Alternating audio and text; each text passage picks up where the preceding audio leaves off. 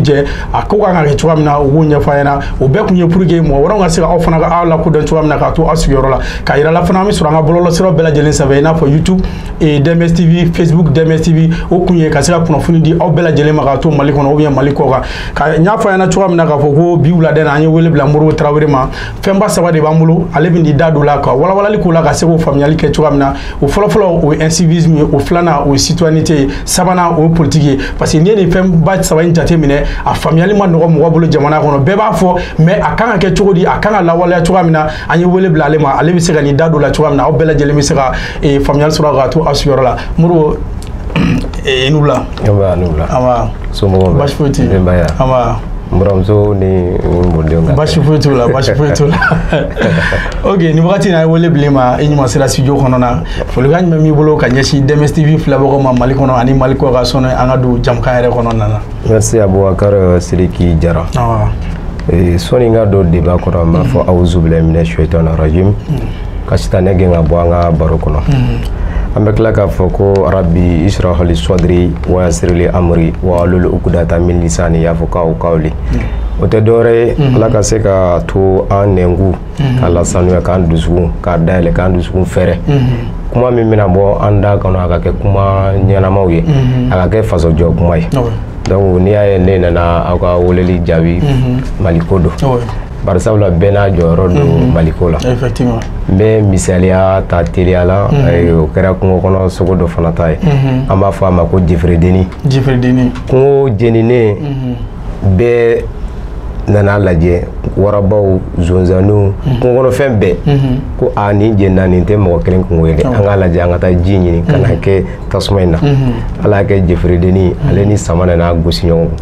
jifredeni binna sama ko mais e ka dɔgɔn an bɛɛ cɛ ma e jɔyɔrɔ ye jumɛn nin ko la a ko n ka dɔgɔn mais n bɛ ji fitinin min ta ka n'o kɛ tasuma la o fana bɛ se ka kɛ ka yɔrɔ dɔ fana faga donc bɛɛ n'i jɔyɔrɔ dɔ fɔ ko la o de ye n se aw ka kɛnɛ kan bi ok o diyara n ye foli kɔfɛ donc n y'a fɔ cogoya min na ko fɛnba saba b'an bolo n'an bɛna an da don la ka walawalali k'o la pour que faamuyali bɛ se ka sɔrɔ la an b'a daminɛ an ka fɔlɔfɔlɔ la o incivisme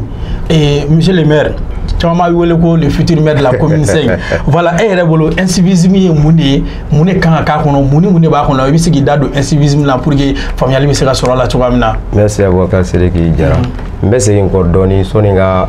o incivisme définition di a ka kan an ka condoléance présenter an ka finitigilakaw minnu binna k'a daminɛ kɛlɛ daminɛ kɛrɛnkɛrɛnya la min kɛra Modoro le 4 mars a y'an tɔɔrɔ a ma bɛn maliyɛn ɲuman si ma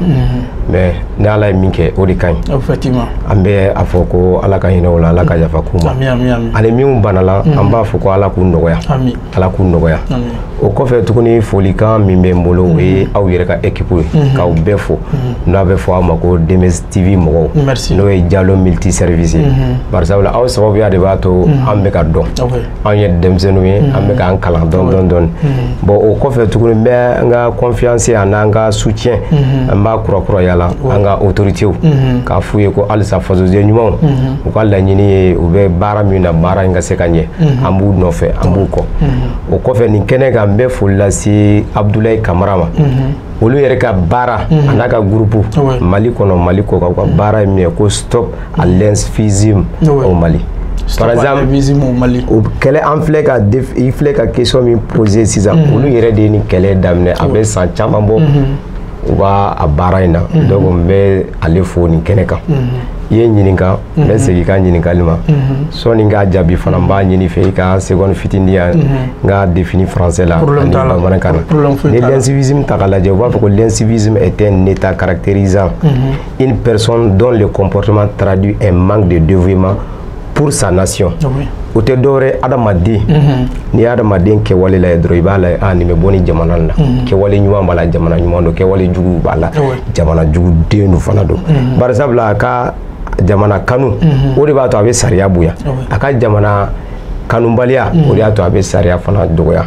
donc n bɛ se ka min f'i ye incivisme kan o ye nin ye barisabula an b'u da ɲɔgɔn na mais an t'u kɔrɔ dɔn ka bɔ ɲɔgɔn na incivisme dɔw bɛ se k'a fɔ ko karisa e ka baara bɛɛ incivisme ye mais a t'a kalama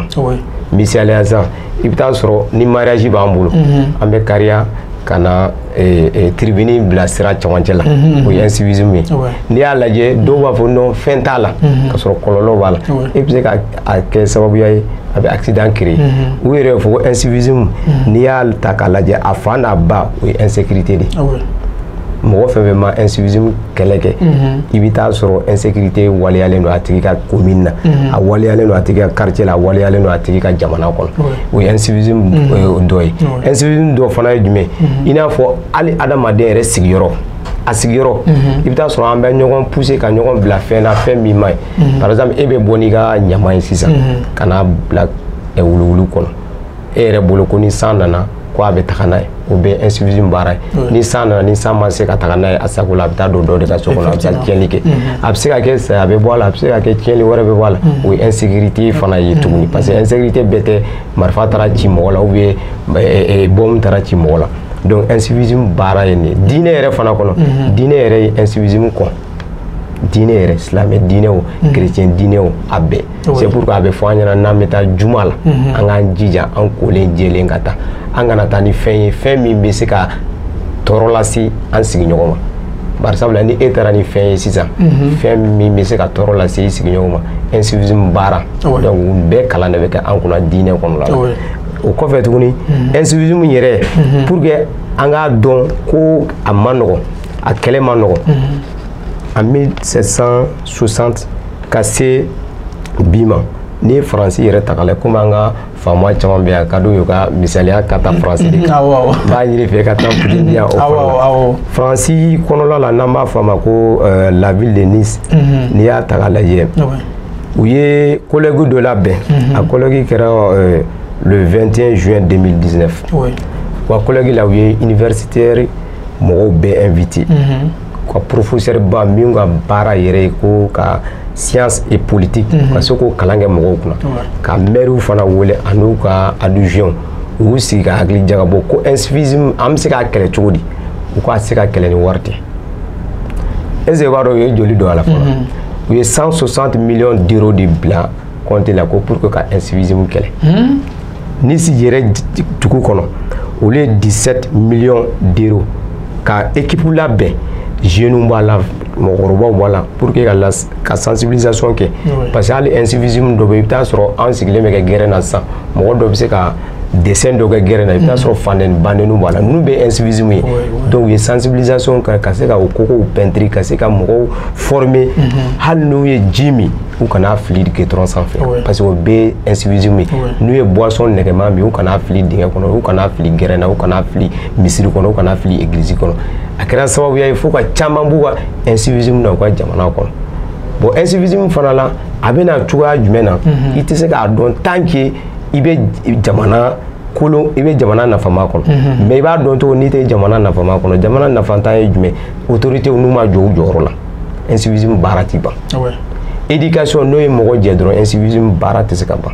donc kɔni bɛ se ka min f'i ye nin na incivisme kan o de ye nin ye. ok monsieur le maire sɔnni an ka bɔ o yɔrɔ kɔnɔ i ye yɔrɔ dɔ fɔ sisan i n'a fɔ carré kɔnɔnaw na mɔgɔ bɛ basi ta ni denkunu bɛ yen ou bien ala ma kisira ni faturu kɛra ou bien ni kɔɲɔ bɛ yen ka sɛsi ni fɛnw ta mais genre mɔgɔ dɔw fana b'a fɔ olu fɛn fɛn min kɛ ko demande de kan ka taa kɛ mairie la mais n'i ye demande kɛ mairie la ni mairie mɔgɔ y'a accepté est ce que incivisme kuma bɛ se ka fɔ la ou bien pourquoi mɔgɔ tɛ taa demande kɛ mairie la u bɛ nin fɛn ninnu kɛ sigidala ko ye e yɛrɛ bolo o fana bɛ incivisme fana yɔrɔ kɔnɔ n'i ma taa demande kɛ mairie la. merci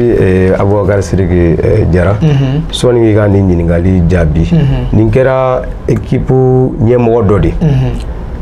dɔ de tun bɛ to ka na incivisme baara kɛ a ka équipe kɔnɔ i b'a dɔn a ye min fɔ tubabukan na yan a ko a ma ko son incivisme est totalement rédhibitoire tant que je serai en poste il est hors de question qu'il intègre mon équipe a bɛ ka incivisme baara min kɛ ko tant que a b'o baara la ko k'a fɔ k'a bɛ don ale ka équipe in kɔnɔ k'o kuma t'a la quoi i ka nin ɲininkali o ni jaabi bɛɛ de bɛ taa normalement ni demande kɛra mairie la mairie mɔgɔw kan ka na constat de kɛ est ce que n'a basi in sigira chaise kan basi in sigira chaise ka sigi est ce que a bɛ kɔlɔlɔ lase quartier mɔgɔw ma est ce que a bɛ kɔlɔlɔ lase mɔgɔ minnu bɛ ka tɛmɛ sɔnni ka autorisation di autorisation man ka di ten dɔrɔn ka u nana u ye demande kɛ walima u ye wari sara olu kan ka mɔgɔ de la wuli ka taa n'olu m'o kɛ ça veut dire que olu yɛrɛ impliqué la incivisme kɔnɔ parce que n'i y'a ta k'a lajɛ mɔgɔ caman bɛ incivisme baara kɛ a yɛrɛ t'a dɔn dɔw fana ta ye tugu ye maintenant mɔgɔ min t'a dɔn an b'a fɔ olu ma ko fasoden kolon parce que i t'a dɔn mais mɔgɔ min b'a dɔn k'a kɛ o ye fasoden jugu de a bɛ i b'a fɔ o cogoya la voilà. Ok. Faamuyali sɔrɔ la donc an bɛ taa an ka ɲininkali filanan na o ye citoyenneté. Monsieur le maire, i bɛ se ka mun de fɔ citoyenneté ko la en même temps citoyenneté yɛrɛ ye jumɛn de ye parce que nin fɛn ninnu bɛ fɔ mais faamuyali ka gɛlɛ a la o de kama an ye wele bila i ma pour que i bɛ se k'i da don nin na an bɛ se ka faamuyali sɔrɔ a la cogoya min na ani minnu fana bɛ k'an lajɛ olu fana ka se k'a faamuya cogoya min na. Merci Aboubacar Sidiki Diarra. Citoyenneté n'i y'a ta k'a lajɛ Alahu Taala yɛrɛ de ye citoyenneté kuma fɔ. A y'a fɔ cogoya min na n bɛna don o kɔnɔ k'o ɲɛf'i ɲɛna par exemple Alahu Taala b'a fɔ ko jamana ka k'i ka jamana fɛ dɔrɔn k'o ye limaniya dɔ ye limaniya jɔn o bɛ dɔn cogo di jamana kɔnɔ par exemple mɔgɔ caman bɛ diinɛ kɔnɔ i bɛ taa sɔrɔ u b'a fɔ fɛn dɔ diyagoyalen tɛ k'a sɔrɔ a diyagoyalen don est ce que i b'a dɔn hali k'a tugu ka fɛn jeni jurumina baara dɔn ka fɛn jeni dɔnnibagaw ko ten ko jurumina baara don bari sabula jamana sariya sɔnna fɛn fɛn ma ni ala bato ala kota t'a la n'i tugu k'o kɛ ça veut dire que i donna jurum baara la donc citoyenneté n b'a lajɛ ka définition da la en français en même temps k'a expliquer pour que mɔgɔw bɛ se ka faamuya bamanankan na ni citoyenneté yɛrɛ ta k'a lajɛ i b'a ko la citoyenneté s'exprime au travers de valeurs comme le civisme la civilité la solidarité o tɛ dɔwɛrɛ o i tɛ se ka kuma citoyenneté kan k'a sɔrɔ i ma civisme fɔ civisme au contraire de incivisme ye parce que civisme ka ɲi an filɛ ka baara min kɛ ni civisme baara b'a la aw filɛ ka émission min labɛn mɔgɔ min mana a lajɛ sisan u b'a fɔ ja anw yɛrɛ tun bɛ nin waleya in na ja a man ɲi i jɔ ka dɔ bɔ a la aw bɛ ka jamana dɛmɛ o baara la jamana kanu ye nin ye o anw fana min bɛ ka déplacer ka na anw fana bɛ ka jamana baara kɛ jamana kanu fana b'a la donc n'i y'a ta k'a lajɛ fasoden ɲuman o bɛ dɔn citoyenneté baara fɛ citoyenneté baara ye jumɛn impôt i k'i jija k'o sara parce que i tɛ se k'a fɔ k'i ye jamanaden ɲuman ye k'a sɔrɔ i tɛ impôt sara i tɛ se k'a fɔ k'i ye jamanaden ɲuman ye k'a sɔrɔ i tɛ taxe sara i tɛ se k'a fɔ k'i ye jamanaden ɲuman ye k'a sɔrɔ i tɛ ka autoritéw bonya i tɛ se k'a fɔ k'i ye jamanaden ɲuman ye k'a sɔrɔ i ka jamana yɛrɛ kanu t'i la jamana kanu bɛ jɔn cogo di mɔgɔ la k'a fɔ ko Mali bɛ jouer la ou bien France bɛ jouer la ou bien Sénégal bɛ jouer la n bɛ taa équipe supporter o dɔrɔn tɛ dɛ balontan bɛ se ka diya mɔgɔ dɔ ye mais faso man d'a ye faso diya ye jumɛn ye an ka tout dernièrement an ka sɔrɔdasi minnu binna olu ka kɔɔri dɔw tun bɛ ka terroristes dɛmɛ a baara la n'an b'a fɔ a ma ko apologie du terrorisme u b'a dɛmɛ mais u t'a dɔn mais dɔw ta ye juguya ye parce que juguya bɛ dɔn o la cogo di e yɛrɛ ka mɔgɔ minnu bɛ kɛ e défense ta n'o ye militaire ye olu salen ka tila k'olu photo ta k'o bila internet kan u dalen o ye fasoden juguya ye c'est pour que jamanaden ɲuman a b'a fɔ ne tɛ n ka militaire salen n t'a photo publier n t'a video publier o ye fasoden ɲumanya dɔ fasoden ɲumanya dɔ ye jumɛn i ka jamana hali ni a bɛ erreur la a autorité bɛ erreur la aw bɛ se k'a dilan so kɔnɔ mais i tɛ bɔ ni secret k'a di fasoden wɛrɛw ma o ye fasoden ɲumanya dɔ ye donc n bɛ se ka min fɔ ɲɛna kuma kɔnɔna la donna natɔ n'an ye temps sɔrɔ halisa an b'a walawala mais a tun ka di n ye fana n ye publication dɔ kɛ réseaux sociaux kan mɔgɔ caman y'a apprécié n b'a fɛ k'a fɔ en français ka tila k'a expliquer ko Mali la citoyenneté commence d'abord au sein de nos familles dans les grains surtout dans la circulation un bon citoyen n'acceptera jamais le dépôt des ordures devant son entourage pour déranger ses prochains. Un bon citoyen respecte toujours la loi de son pays. 2. Un bon citoyen est celui qui encourage les citoyens à respecter et se faire respecter. Il doit être propre partout où il fréquente. Il doit payer ses impôts et taxes. Il n'a pas La citoyenneté, c'est comme une recommandation divine. Un mauvais citoyen est considéré comme un mécréant. Diinɛ i n'a fɔ n bɔra ka min fɔ sisan fasoden ɲuman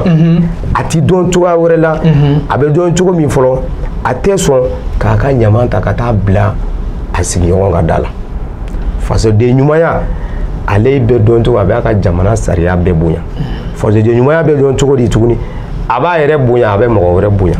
fasoden ɲuman fana kan ka kɛ cogoya jumɛn na a ta o ta yɔrɔ o yɔrɔ i bɛ taa sɔrɔ hali n'a taara ni ɲama min a b'a jija ka poubelle ɲini k'a bila a kɔnɔ i n'a fɔ an caman bɛ yen sisan nin ji min filɛ n'an y'a min sisan an bɛ taa k'a to yan nɔ donc an bɛ degun an bɛ jamana degun an bɛ environnement fana tiɲɛ k'a sɔrɔ i yɛrɛ t'a dɔn donc a fɔra ko laɲini kan ka kɛ cogoya min na ko n'i ma sɔn ka kɛ e bɛ jate i b'a fɔ ko fasoden jugu wa fasoden jugu kelen i b'a fɔ ko kafiri parce que a tɔɔrɔ bɛ se société ma a tɔɔrɔ bɛ se société ma donc an b'a ɲini Ala fɛ Ala k'an bɛɛ kɛ fasoden ɲuman ye Ala k'an bɛɛ kɛ fasoden ɲuman ye voilà sɔnni an ka bɔ o yɔrɔ fana kɔnɔ i ye faamuyali kɛ walawalali sɔrɔla a la mais genre yɔrɔnin dɔ fana bɛ yen mɔgɔ caman fana bɛ ɲɔgɔn sɔsɔ o la i n'a fɔ e yɛrɛ min fɔ sisan jamana kɔnɔdenw kan ka autorité bonya mais an b'aw jateminɛ an ka tinitigilakaw an bɛ se ka fɔ olu fana autorité mais circulation na sisan i b'a sɔrɔ i ni dɔw bɛ bɛn polisiw mana se mɔgɔ ma dɔrɔn i b'a sɔrɔ vignette tɛ minnu na ou bien minnu ka mobili yɛrɛ papier ni foyi t'a la mɔgɔ minnu fana bɛ jɔ ka wari di polisiw ninnu ma polisiw fana bɛ tila k'u minɛ u tɛ mobiliw minɛ ka taa i n'a fɔ brigade kɔnɔna ni fɛnw na an bɛ se ka mun fana fɔ o tinitigilakaw fana ma. merci Abubakar Sidiki bamananw b'a fɔ ko dɔ bɛ ɲɛ la dɔ bɛ ɲɛ cɛlakaw la hali ne yɛrɛ natɔ filɛ ka bɔ n ka yɔrɔ la sɔnni ka se yan polisiw y'an lajɔ heureusement mɔgɔ kɛra cogo o cogo i bɛ taa sɔrɔ an ka société la fɛn dɔ b'a kɔnɔ o tin b'an na halisa constat min kɛra fɔlɔ ne tun bɛ moto taxinin kɔfɛ constat fɔlɔ kɛra jumɛn ye cɛ y'a dɔn vu mon état de santé a bɛ fɛ ka ko gɛlɛya mais a dusu nana a lasabali hali n'i b'a gɛlɛya nin ka état de santé la ne gɛrɛla la n y'a fɔ a ye n ko i ye min kɛ sisan i ye sariya de lawaleya moto taxinin a minɛla vraiment problème b'a kan a kan ka dafa n ko mais solution jumɛn b'a la teliya la a ye solution fɔ ne ma a ɲini a fɛ ka magouille kɛ mais a yɛrɛ nana a tɔ kelen nana fɔ ko an bɛ yɔrɔ min ko ka ne bila ka taa vu mon état de santé mais fo nin wagati in na a tɔɔrɔ bɛ n kan barisabula a y'a bila ne kosɔn mais normalement a tun kan ka sariya lawaleya donc c'est pourquoi n b'o de f'i ɲɛna dɔ bɛ ɲɛ a la dɔ bɛ ɲɛ a cɛlakaw la n'an ko polisi ninnu man ɲi i bɛ taa sɔrɔ an fana défaut b'an fana la donc pour que o ka bɔ yen nɔ fo faso ɲɛmɔgɔw de k'u jɔ u jɔyɔrɔ la parce que n'i y'a mɛn bamananw b'a fɔ ko n'i y'a mɛn a bɛ fɔ ko karisa ye yuruguyurugukɛla ye i b'a sɔrɔ mɔgɔ dɔ de bɛ min fana b'a la wa n'o tɛ yen jamana bɛ développer il faut k'an bɛɛ de sen ka don jamana baarako ɲuman na jamana baarako ɲuman tɛ se ka kɛ kuma dɔrɔn ye axe de don ni fɛn fɛn man ɲi jamana kɔnɔ n'a fɔra ko k'a dabila fasoden ɲuman bɛɛ kan k'i jija ka i sen don kɛlɛ la k'a daminɛ i yɛrɛ kan o de y'a to Alahu Taala b'a fɔ ko n'aw bɛ fɛ yɛlɛma ka don aw ka ko la du changement k'aw yɛrɛ ka changement sira ta donc n'an bɛ fɛ an ka jamana in ka bɔ tan an bɛɛ de ka tile o don na i ka émission tɛmɛna n y'o kelen de fɔ ko Mali kura kɔrɔ tɛ ko ka so kura jɔ Mali kura kɔrɔ tɛ ko ka gitɔrɔn kura da Mali kura tɛ ko ka minɛn kuraw san ka di an ka finitigilakaw ma Mali kura kɔrɔ ye jumɛn fɔ an bɛɛ ka an jogo de dilan ka kɛ jamana in fɛ pour que jamana in ka bɔ degun in na barisabula jamana in sɛgɛnna Modibo Keyita taara ka jamana in to an bolo cogo min na n'i y'a lawuli bi k'a yira la di min fɛ a bɛ tila k'a da barisabula ale tun ye jamanadenw a tun y'a an dilan de k'a bila ka jamana dilan k'a kɛ san o san jamana mandat a ka mandat o mandat a ka se k'a jija ka usine kelen dilan an ni ɲɔgɔn cɛ mais an ka ɲɛmɔgɔw nalen sisan an ta kɛra contraire ye Modibo e taara ka usine min to n'o y'a sɔrɔ i y'a dilan san o san an b'a datugu an bɛ kelen datugu san o san ok monsieur le maire faamuyali sɔrɔ olu la an bɛna an ka bakuruba laban na n'o ye min yɛrɛ kɛlen don ka jamana n'i y'a mɛn jamana o yɛrɛ de an ye fasoden juguya ni fasoden ɲumanya fɔ olu bɛɛ bɛ tila ka na laban ni fɛn min ye an bɛ se ka fɔ o de ye politiki ye n'i y'a mɛn jamana fana politiki de don hali ni mɔgɔ bɛ ɲɔgɔn sama la waati min na an bɛ furancɛ fanga min na dɔw b'a fɔ an ka to sɔrɔsiw bolo dɔw b'a fɔ an ka taa jamana dun n'i y'a jateminɛ a tɛ se ka taa politiki kɔ mais Mali fana kɔnɔ yan politiki fana ye fɛn dɔ ye a ma faamuya yan n'i ko politicien dɔrɔn mɔgɔ bɛ se k'a fɔ non nkalontigɛlanw de don o tɛ layiru time a bɛ tan monsieur le maire e bɛ se ka mun de fɔ politiki la ka politiki kɔrɔ fɔ minnu bɛ k'an lajɛ sisan nin wagati in na hali don wɛrɛ n'olu fana b'a ɲɛfɔ mɔgɔ wɛrɛ ɲɛna olu fana ka se ka faamuyali sɔrɔ a la. merci Abubakar Sidiki Jara n'i ye politiki fɔ an ka société kɔnɔ surtout Mali farafina farajɛla a bɛɛ n'a ka politiki tagabolo de don mais anw fɛ yan a man nɔgɔn parce que politiki ye bɛɛ wele ko 6 ɲɔgɔn mais politiki mɔgɔ ye 3 ɲɔgɔn fɔlɔ an b'a fɔ dɔw ma ko les politiques les politiques o bɛ yen la politique o fana bɛ yen la politique religieuse bɛ yen la politique politicienne bɛ yen la politique autrement bɛ yen la politique o ye jumɛn c'est la gestion de la cité i ka quartier i ka commune i ka jamana o mara kɛcogo ɲuman o de ye la politique ye le politique o ye jumɛn o ye description de i ka jamana a kɛcogo ɲuman k'a latiɲɛ i n'a fɔ i fa ye so jɔ k'a fɛn bɛɛ k'a kɔnɔ sɔgɔmada kelen nana k'a bɛɛ ci o kelen b'a fɔ anw ta bɛ cogo la politique et les politiques la politique o ye sansi ɲuman ye les politiques o y'a juguman ye bon Mali la an bɛ ka les politiques le kɛ an tɛ ka la politique kɛ bon o kɔfɛ la politique religieuse o ye jumɛn diinɛmɔgɔw b'a fɔ Ala ko ta kira ko ta n'a ye nin kɛ aw bɛ nafa sɔrɔ a bɛ arijinɛ sɔrɔ a bɛ tɔɔrɔ bɛ bɔ aw kan on appelle ça la politique religieuse la politique dɔ fana bɛ yen n'a ma ko la politique de l'entreprise pour bannaw kunna misaliya ye ka aw ka nin ye entreprise de a gestion ɲuman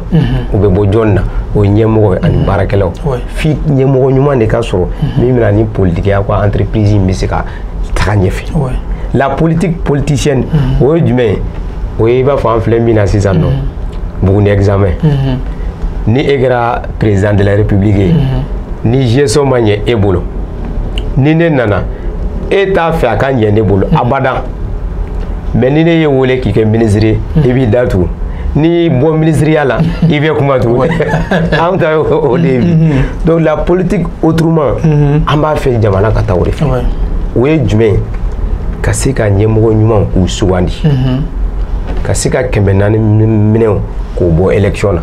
ka se ka t-shirt ko bɔ élection na ka favoritisme bɔ élection na ka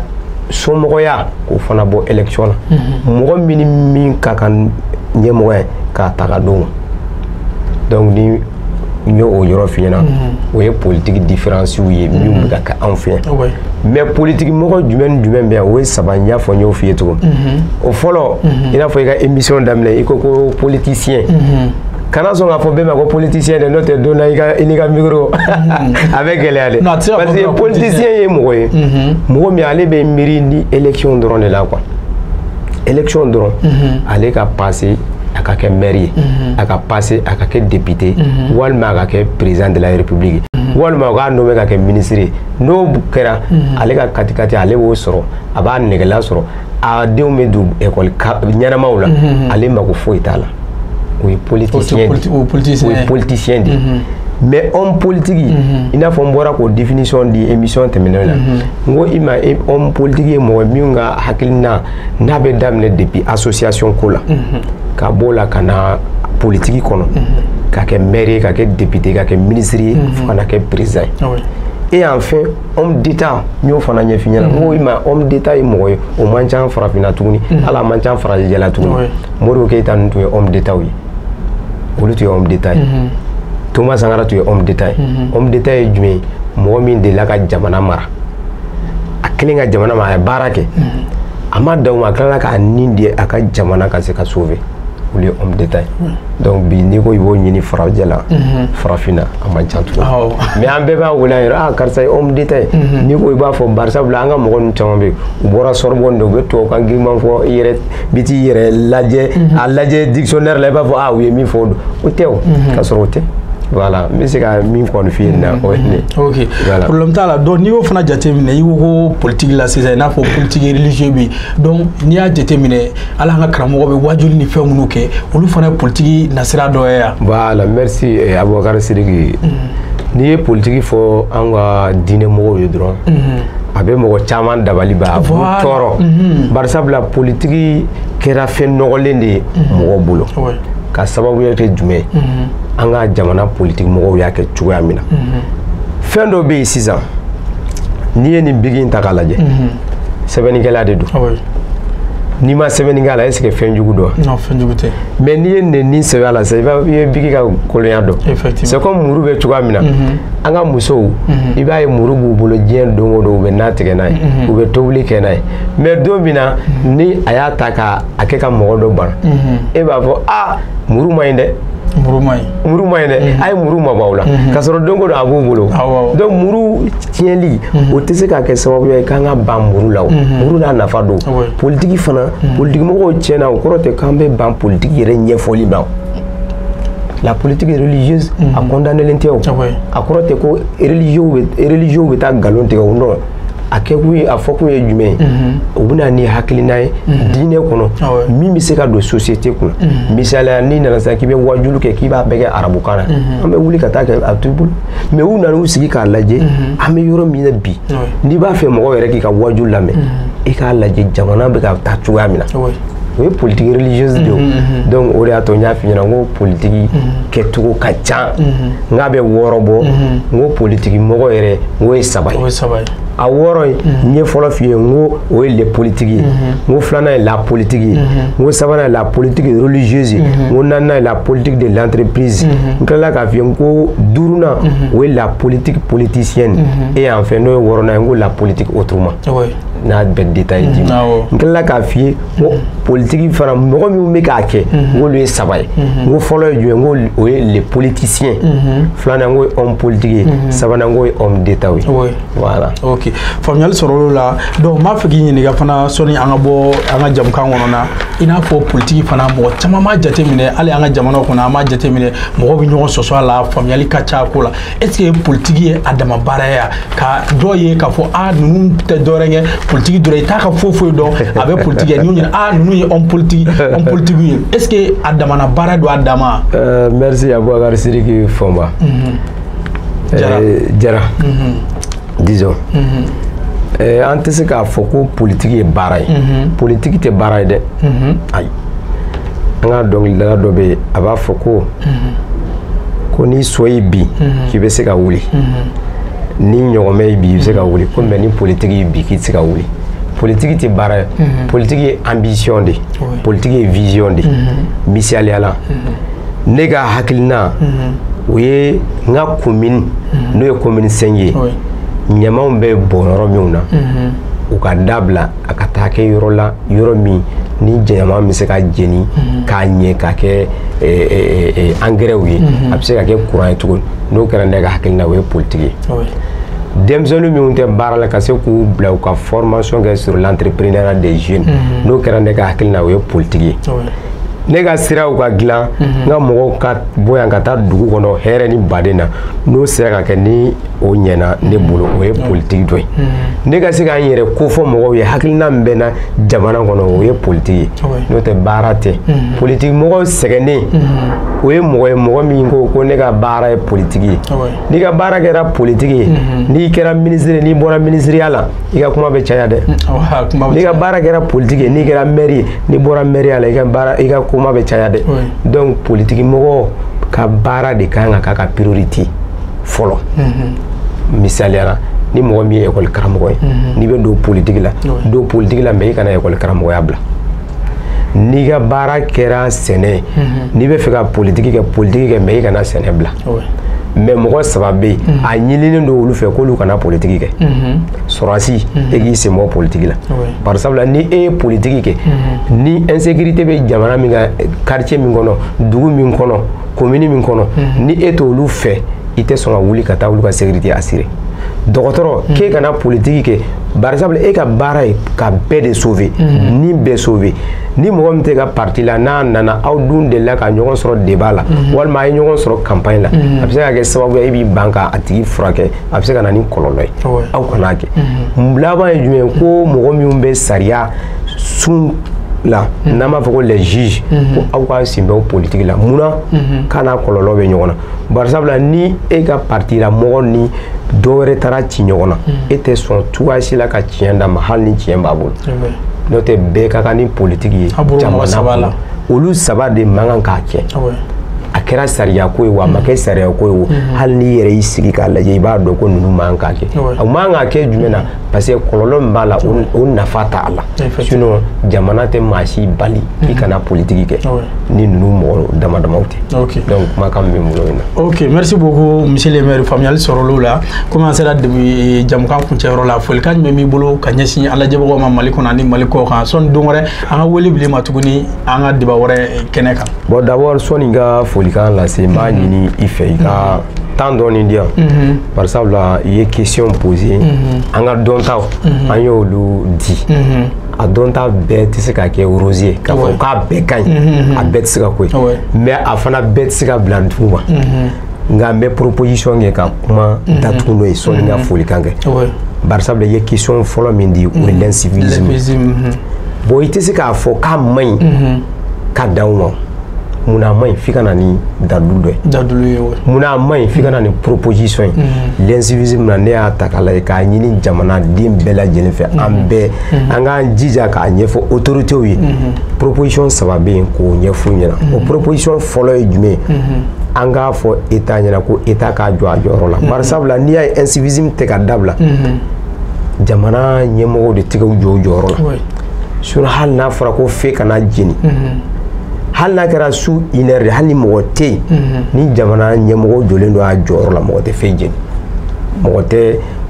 ɲama bila mɔgɔ ka da la mɔgɔ tɛ na caniveau la fa samiya kɔnɔ la k'a fɔ ko ji bɛ taa n'a ye mais jamana de ɲɛmɔgɔ ma jɔ u jɔyɔrɔ la n'u jɔ u jɔyɔrɔ la u bɛ ɲɛ an b'a ɲini aw fana fɛ aw ka to ka nin débat k'a caya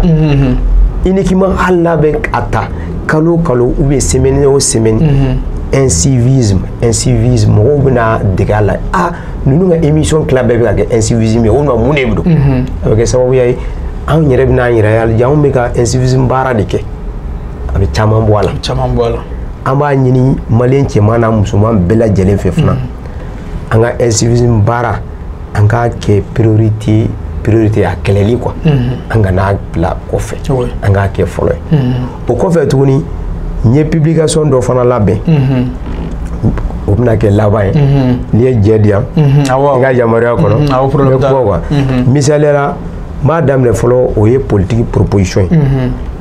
Mali kɔnɔ normalement Mali politique kan ka former à 90% par exemple Mali politique bilama a tiɲɛna fo ka taa tiɲɛ fo waati nana se i yɛrɛ bɛ maloya ka taa fɔ k'i ye politique mɔgɔ ye i bɛ maloya ka taa fɔ k'i ye candidat ye par exemple anw ye politique kalan mɔgɔ minnu nɔfɛ olu y'a tiɲɛ u y'a tiɲɛ cogo min u y'a kɛ i b'a fɔ kungo kɔnɔ sogow baganw ka politique bɛ cogo min na olu bɛ ka politique sugu jumɛn kɛ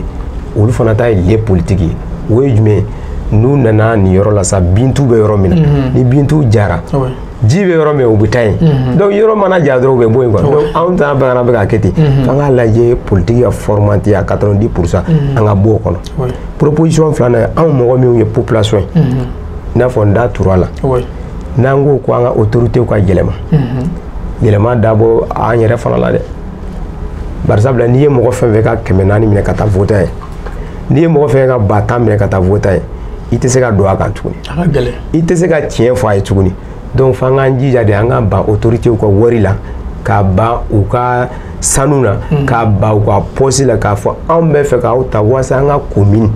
an ka dugu an ka jamana a ka bɔ nɔgɔ la n'o kɛra i ma wari minɛ a la i ma sanu minɛ i bɛ se ka kuma i n'a ɲɔgɔn cɛ donc an b'a ɲini population fɛ an bɛɛ k'a kɛ fasoden ɲuman ye an k'an jija an ka faso in kanu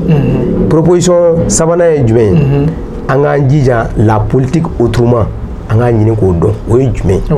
ne y'a définition di mais an bɛɛ k'an jija halisa a bɛ lawaleya cogo min an k'o de kɛ priorité fana ye olu mana kɛ priorité o b'a to jeunesse an bɛ bɔ chômage la o mana kɛ priorité an filɛ insécurité min na o b'a sɔrɔ a bɛ bɔ la o mana kɛ priorité la mauvaise gouvernance o bɛ dabila o mana kɛ priorité an ka jamana bɛ bonya kɔfɛ an ka jamana bɛ bonya kɔnɔna la mun ye Mali to nin cogoya la dɔwɛrɛ tɛ an ka politique de man ɲɛ sinon Mali sanu bɛ bɔ yan nɔ pétrole b'an fɛ yan gazi bi yan et an bɛ se ka kɛ jamana ye jamana min tɛ se ka hali a ka école karamɔgɔ sara ka ɲɛ an bɛ se ka kɛ jamana ye jamana min bɛ hali a tɛ se k'a ka dun ka fa sabati an bɛ se ka kɛ jamana ye jamana min tɛ se ka hali a ka aéroport a ka sira o n'a ɲɔgɔnna o tɛ se k'o dilan cogoya di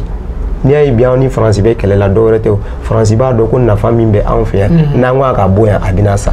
mais anw yɛrɛ m'o nafa exploiter ka sɔrɔ an tun bɛ se ka exploiter depuis Faransi ma an ka yɔrɔ minɛ ka ɲɛ mais mun y'a s'a ma politique mɔgɔw de y'a s'a ma u ye politique kalan min u y'a kalan Faransi Faransi ka kalan ye jumɛn u b'a dicter kunna dicter question dicter question yɛrɛ tɛ parce que question i bɛ hakilina di dicter dɔrɔn don donc o la n bɛ se ka proposition min fana di ani tun ye min fɔ ko n bɛ fɛ ka publication di publication dɔ fɔ la citoyenneté la donc alhamdulillah déjà n tun ye a di mais a ka di n ye fana chaque fois n'i nana ka émission na n ka se ka fɛn de fɔ fɛn min mɔgɔw bɛ se ka taga ni min ye ka kɛ somɔgɔ sama ye c'est pourquoi n b'a ɲini fɛ i ka temps di yan n ka se ka nin yɔrɔ fɔ en français et en langue bambara pour que faamuyali bɛ se ka sɔrɔ a la quoi kɔsan na fɛn dɔ y'an ka jamana sɔrɔ an tɛ se ka bɔ yan ka sɔrɔ an ma an da don o la o de y'a to n y'o kɛ publication ye o kɛra jumɛn n y'a fɔ Mali erreur et complicité sécuritaire min kɛra Mondoro d'abord je m'incline devant nos soldats qui sont tombés sur le champ de bataille je souhaite prompt rétablissement aux blessés l'erreur est humaine. La complicité est une question de l'entourage. Nos autorités doivent tout faire pour traquer l'ennemi et ses complices. Après la tuerie du vendredi 4 mars 2022 à Mondoro, nos autorités doivent tirer des leçons. Il nous faut aussi une forte décision provenant de nos autorités. Autorités du même, nos autorités hiérarchiques ou le quoi, sur la quoi. Mais il faut sur la pour que ça ne se répète plus. Dans le sujet sécuritaire, nos autorités ne devraient avoir confiance à qui que ce soit. Si ce sont les vrais partenaires du Mali, nous soutenons la transition, mais nous ne soutenons pas à l'aveuglette. Nous sommes en guerre, le Mali seul contre tous. Nous devons changer nos stratégies. Le peuple souverain du Mali doit renouveler sa confiance face aux autorités. Le peuple malien doit être uni. Personne n'a intérêt à la déstabilisation du Mali. Personne n'a intérêt à la destruction du Mali. Ô fils digne du Mali, la victoire elle est déjà à la une. Vive le Mali, vive la transition, vive une révolution citoyenne. Ma ɲini fɛ ni temps bɛ se ka fɛ ka dɔɔni fɔ a la bamanankan na. Misali an ka Mondoro kɔlɔlɔ min y'an sɔrɔ n ka publication kɔnɔ n y'a yira ko erreur dɔ fili ani janfa fili kɛra cogoya di bamananw b'a ko fili ti baasi ye o mais n tɛ bɔ fili kɔnɔ o de ye baasi ye n tilala k'a fɔ tuguni o texte kelen kɔnɔ n ko complicité question min don n'i y'a ye complicité bɛ kɛ e la a caman bɛ sɔrɔ i yɛrɛ nagakɔrɔmɔgɔw de n'a bɔra nagakɔrɔ a bɛ taa sanfɛ donc an b'a ɲini an ka ɲɛmɔgɔw fɛ u k'u jija fɛn min kɛra ni ɲɔgɔn wɛrɛ kana an sɔrɔ tuguni par sabula anw nisɔndiyara ko l'armée malienne est en puissance n'a fɔra nin ka tila ka kɛ a b'an galabu faga mais au contraire nin fana kan ka kɛ sababuya ye an k'an jija an ka kɛ sɔrɔdasiw dɛmɛbaga ye an k'u ɲɛjiw cɛ an ka k'u ka familles fɛ an ka k'u musow fɛ an ka kɛ jamana yɛrɛ fana fɛ tuguni o fana kɔfɛ an b'a ɲini maliyɛn cɛman na musoman bɛɛ lajɛlen fɛ an ka fara ɲɔgɔn kan a ka gɛlɛn par exemple n'i ko ko bakɔrɔni suruku ka fara ɲɔgɔn kan a ma nɔgɔn mais jamana ko la i bɛ taa sɔrɔ mɔgɔ dɔ kanu t'i la i n'a ka diinɛ tɛ taa ɲɔgɔn ye a ka culture tɛ taa ɲɔgɔn ye a ka foyi tɛ taa kɔnɔ mais jamana mana bi aw bɛ fara ɲɔgɔn kan an b'o misaliya ye fan bɛɛ o hali Faransi États-Unis jamanabaw hali u ka opposants n'u ka majorité ni nin ko sugu kɛra u bɛɛ bɛ fara ɲɔgɔn kan u bɛ ɲɔgɔn minɛ k'a yira nin tɛ mɔgɔ ko ye dɛ nin ye jamana ko de donc an kɔni bɛ se ka min fɔ maliyɛn cɛman na u hakili to nin na an ka bɔ kaso la kaso jumɛn parce que maliyɛn caman bɛ kaso la mais u t'a dɔn quoi u bɛ kaso jumɛn na an caman bɛ fɛn dɔnbaliya kaso la an caman bɛ émotion kaso la an caman bɛ juguya kaso la n b'o fɔ cogo di émotion kaso ye jumɛn karisa ne bɛ karisa de fɛ hali n'a man ɲi a ka to yen juguya kaso ye jumɛn ne bɛ karisa ka tagali de fɛ hali ni karisa ye baara kɛ an ka bɔ o kaso kɔnɔ o misaliya surun tɛ jumɛn tile fila na mɔgɔw wulilen don ko premier ministre n'o ye Sogɛli k'a ka walan sɛmɛ mais i b'a fɛn fɛn ɲininka fɛn tɛ yen a ka bɔ yen dɔrɔn dɔw yɛrɛ bɛ se k'a fɔ non a ka bɔ yen parce que jamana kɔnɔ politique mɔgɔ man ɲi transition na n'a a tora yen a bɛna anw ka politique datugu an tɛna place sɔrɔ tuguni o y'anw ta ye mais e ɲinɛ la depuis 91 à nos jours e da bɛ fanga la depuis 91 à nos jours dɔw bɛ yen olu ka mɔnikɛyɔrɔ o tiɲɛna u ka bagan bɛ yɔrɔ min o siɲɛna u ka mɔgɔw sagara insécurité bɛ fan bɛɛ dɔw ka baara dɔw ma se ka kɛ fonctionnaire ka sababuya kɛ ko caman ye e ma miiri o si la dɔw yɛrɛ tɛ ka dumuni sɔrɔ e ma miiri o si la dɔw ka projet jɔlen don dɔw ka ONG jɔlen don e ma miiri o si la e ko dɔrɔn ko e ka kɛ ɲɛmɔgɔ ye dɔrɔn jamanaden tɔw kɛra cogoya jumɛn alors que jamana kɔnɔ sariya de bilalen don k'a fɔ ko an bɛɛ ye kelen jamana mara la an bɛɛ ka kan ni hakɛ an ka kan ni kalan an ka kan ni baara i n'a fɔ fonctionnaire bɛɛ ka kan n'a ye mais n'a fɔra ko mɔgɔ kelen privélen bɛ a la dɔ in t'a sɔrɔ dɔ in b'a sɔrɔ i b'a dɔn défaut ye gɛlɛya jamana kɔnɔ o tant que o ma bɔ jamana kɔnɔ a ka ca la furugufurugu ni insécurité ni ko wɛrɛw a ti ban n bɛ profiter micro la halisa ka foli lase aw ma fɔlɔ surtout aw ka ɲɛmɔgɔ parce que a ye hakilina min ta ko Jalo multi service ne ka faamuya la bamanankan na o ye fɛn caman bɛ k'a kɔnɔ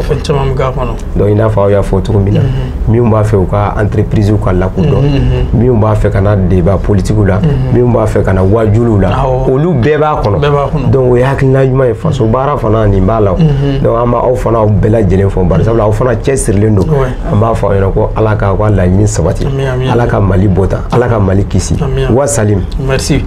Ok, minnu bɛ ka layɛ nin wagati na a ka jabaranin sanfɛ n'o ye DMS TV ka foli di aw bɛɛ lajɛlen ma ka aw to sigiyɔrɔ la bi komi n y'a fɔ a ɲɛna anw ye wele bila Modibo Tarawele de ma ale homme politique ye bɛɛ b'a wele le futur maire de la commune 5 donc walawalali minnu kan ka kɛ faamuyali minnu kan ka kɛ n b'a dɔn a ye caman sɔrɔ o la i n'a fɔ an ka bakurubaw la an kumana l'infisme kan ani citoyenneté ani politique pour que olu mot saba nin i b'a sɔrɔ kuma bɛɛ a bɛ fɔ jamana kɔnɔ mais faamuyali bɛ se ka sɔrɔ a la cogoya min na o de kama an ye wele bila a ma a nana a y'i da don fɛn caman na n b'a fɔ a ɲɛna halisa aw ka sɔgɔlen to DMS TV la kuma bɛɛ lajɛlen na numéro minnu bɛ passer an ka jabaranin dugumana na a b'u wele n'a b'a fɛ a ka jago fɛ entreprise ka se ka lakodɔn cogoya min na a bɛ wele kɛ direction na an n'u bɛ bɛn a la pour que a ka fɛnw fana bɛ se ka lakodɔn an ka jamukan bɛɛ lajɛlen na ka yira a la k'a fɔ ko an sɔgɔlen bɛ a ka débat politique la bi welelen n y'a fɔ cogoya min na o tun ye Modibo ye a ye fɛn caman fɔ an b'a fɔ Ala k'an bɛn diɲɛ waati wɛrɛ DMS TV sanfɛ.